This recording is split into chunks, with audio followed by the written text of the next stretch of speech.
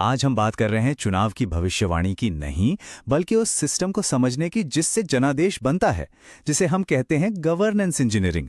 और इसके लिए हम चलेंगे बुंदेलखंड के दिल में, झांसी नगर विधानसभा सीट 223।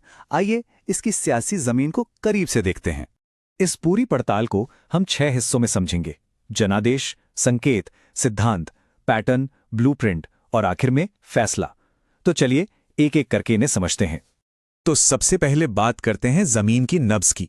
ये कहानी है बुंदेलखंड की, एक ऐसा इलाका जो अपनी खूबसूरती के लिए तो जाना जाता है, पर उसकी पहचान पानी के लिए संघर्ष, खेती के संकट और पलायन से भी जुड़ी है। और आप जानते हैं, यही संघर्ष, यही जद्दोजहद यहां की राजनीति की बुनियाद बनती है। बिल्कुल, इसी मिट्टी में दबी हुई शिकायतें, यही वो बीज हैं जिनसे सियासी बदलाव की फसल उगती है।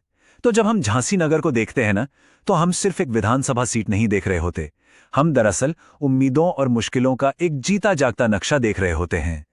और इस नक्शे का एक अहम हिस्सा है यहाँ का सामाजिक ताना बाना। ये काफी पेचीदा है।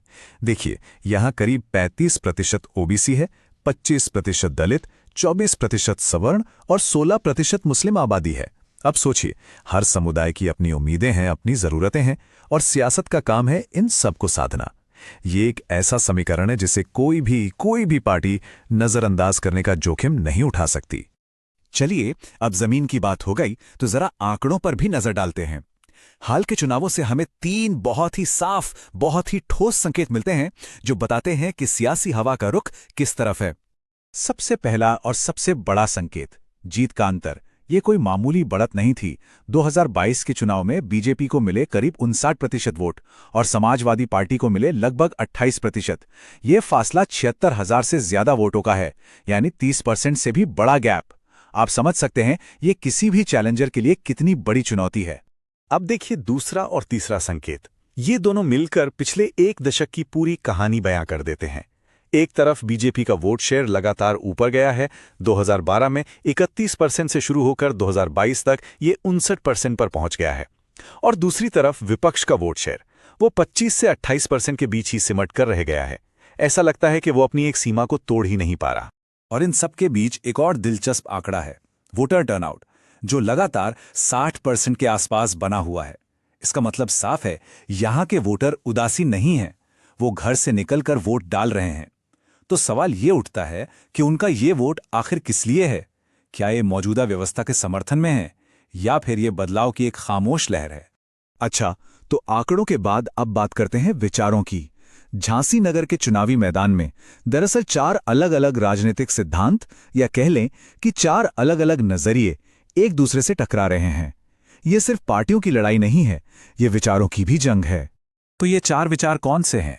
पहला है सत्ताधारी बीजेपी का, जिसका फोकस राष्ट्रवाद और बुंदेलखंड एक्सप्रेसवे जैसे बड़े विकास के प्रोजेक्ट्स पर है। दूसरा समाजवादी पार्टी का पीडीएफ फॉर्मूला, यानी पिछड़ा, दलित, अल्पसंख्यक को एक साथ लाने की कोशिश। तीसरा बीएसपी की सामाजिक न्याय की विरासत, जो दलित पहचान और सशक्तिकरण की बात करती है। और चौथा है इंडिया ब्लॉक का एक राष्ट्रीय नैरेटिव, जो सेक्युलरिज्म और वेलफेयर की बात करता है।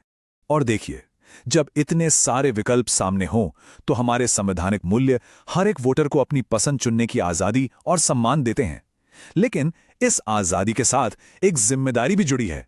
पार्टियों की जिम्मेदारी है कि वो सच बोलें, और वोटर्स की जिम्मेदारी है कि वो हर वादे को प्रदर्शन की कसौटी पर परखें। यही तो एक मजबूत लोकतंत्र की पहचान है। तो हमने आंकड़ों के संकेत देख लिए, विचारों की टक्कर भी समझ ली। अब जरा उन ताकतों को समझते हैं जो इन चुनावी पैटर्न को बनाती हैं। ये ताकतें अंदरूनी भी हैं और बाहरी भी, क्योंकि चुनाव सिर्फ वोटिंग के दिन तय नहीं होता, उसकी जमीन तो महीनों बल्कि सालों पहले से तैयार होती है। तो ये ताकतें हैं कौन सी? देखिए, एक तरफ है अंदरूनी फैक्टर्स, जैसे कि स्थानीय जातीय समीकरण, उम्मीदवार की अपनी पर्सनल इमेज और जमीन पर पार्टी का संगठन कितना मजबूत है। और दूसरी तरफ हैं बाहरी ताकतें, जैसे राज्य और देश के बड़े मुद्दे, सरकार के विकास पैकेज और मीडिया का ध्यान किन बातों पर है। इन दोनों का संतुलन ही नतीजा तय करता है। और बुंदेलखंड में एक और फैक्टर है जो बहुत बड़ा है, यहाँ का पर्यावरण, यहाँ का पुराना सूखा, पानी की किल्लत। ये सिर्फ भूगोल या पर्यावरण की समस्या नहीं है, लोग इसे सीधे सीधे गवर्नेंस की नाकामी के तौर पर देखते हैं। सोचिए, जब किसी परिवार को पीने के पानी के लिए रोज जूझना पड़ता है तो ये मुद्दा सिर्फ राजनीतिक नहीं रहता, ये एक बहुत गहरा जज्बाती मुद्दा बन जाता है। तो फिर सवाल ये उठता है कि इस 30% के बड़े फासले को पाटने के लिए क्या किया जा सकता है? अगर किसी चैलेंजर को वापसी करनी है तो उसका ब्लूप्रिंट क्या होना चाहिए? आइए आंकड़ों की रोशनी में एक संभावित रोडमैप देखते हैं। इस ब्लूप्रिंट के 4 अहम हिस्से हो सकते हैं। पहला, अपने कोर वोटर बेस को फिर से मजबूत करना, उनमें जोश भरना। दूसरा, अपने संदेश को पूरी तरह से स्थानीय बना देना, राष्ट्रीय मुद्दे नहीं बल्कि पानी, सड़क, नौकरी जैसे जमीनी मुद्दे। तीसरा, अपने गठबंधन का दायरा बढ़ाना, नए सामाजिक समूहों को अपने साथ जोड़ना। और चौथा, ये बहुत जरूरी है, कैंपेन को सिर्फ वोट मांगने का जरिया न बनाकर सर्विस बनाना, यानी चुनाव के दौरान ही लोगों की छोटी बड़ी समस्याओं को सुलझाने की कोशिश करना। लेकिन एक बात ध्यान में रखनी बहुत जरूरी है, जब भी कोई पार्टी डेटा का इस्तेमाल करके ऐसी रणनीति बनाती है तो उसे भारत के डीपीडीपी कानून का सम्मान करना होता है।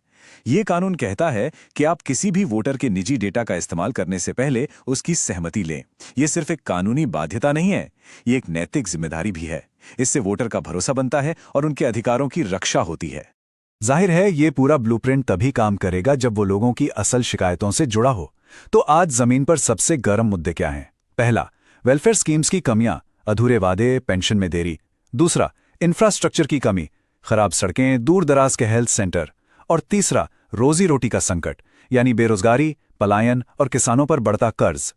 जब आप जमीन पर लोगों से बात करते हैं तो एक लाइन बार बार सुनने को मिलती है, अच्छे अस्पताल के लिए तो कानपुर ही जाना पड़ता है। ये एक छोटी सी लाइन हजारों पन्नों की रिपोर्ट से ज्यादा बड़ी सच्चाई बता देती है। ये आंकड़ा नहीं है, ये एक नागरिक का रोज का अनुभव है। और असल में गवर्नेंस का मतलब भी तो यही है। गवर्नेंस सिर्फ बड़े बड़े एक्सप्रेसवे बनाना नहीं है। गवर्नेंस का मतलब है ये पक्का करना कि किसान को अपनी फसल का सही दाम मिले, मरीज को अस्पताल में बेड मिल जाए और एक नौजवान को अपने ही शहर में नौकरी मिल सके। मतलब लोगों की रोजमर्रा की जिंदगी को आसान बनाना। तो हम आखिर में कहाँ पहुंचते हैं? हमने चुनौती का आकार देखा, सियासी ताने बाने को समझा और एक रणनीतिक रास्ते की बात भी की। एक तरह से हमने ये देखा कि डेटा को एक जनादेश में कैसे बदला जा सकता है। देखिए, जीत का रास्ता कोई रहस्य नहीं है, ये जमीन की आवाज सुनने का एक विज्ञान है। ये डेटा का इस्तेमाल करके लोगों की असली जरूरतों और उनकी उम्मीदों को समझने का विज्ञान है और फिर उन पर पूरी ईमानदारी से काम करने का विज्ञान है।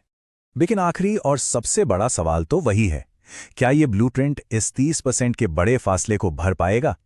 इसका जवाब कोई एक्सपर्ट या कोई एनालिसिस नहीं दे सकता। इसका जवाब सिर्फ और सिर्फ वोटर के पास है। असली ताकत झांसी नगर की जनता के हाथों में है। यदि आप एक जन केंद्रित नेता बनकर अपने निर्वाचन क्षेत्र का उत्थान करना चाहते हैं तो blueprintstrategies.ai से जुड़ें। हमें mgr@blueprintstrategies.ai पर ईमेल करें या 08042041602 पे कॉल करें। राजनीति से परे उद्देश्य।